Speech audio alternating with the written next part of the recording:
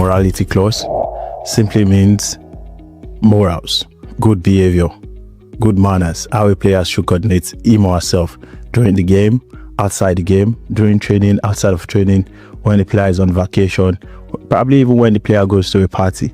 That is in essence what morality clause is. And you don't want that to be vague.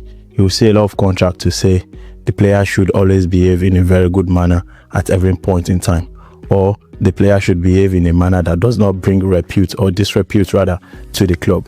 You ask yourself as an agent, what does this really mean? You need to be clear, concise on what the clause actually says. You need clear words. You need to tell them, please, I need these clauses to include this, I need these clauses to be like this. Not just some vague blanket words to say, oh, you must have, or you must always have a good behavior. What does good behavior means? So as an agent, on your morality clause, you need to be careful. You need to make it well couched to say this does not, extend to anything that are not criminal conviction.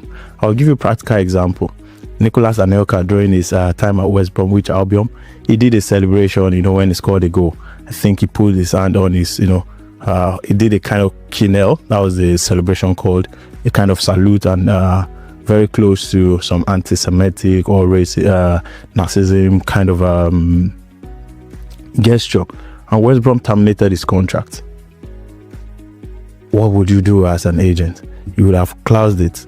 This behavior does not, it's not a criminal thing. It was just a gesture for scoring goals, and that cost him his contract at West Brom. Agents, be careful with the morality clause. Don't leave it vague. Don't let it overstretch to things that are not criminal. So better way to couch that clause is insert some warnings that if any behavior that is found unwanted should first be issued warning.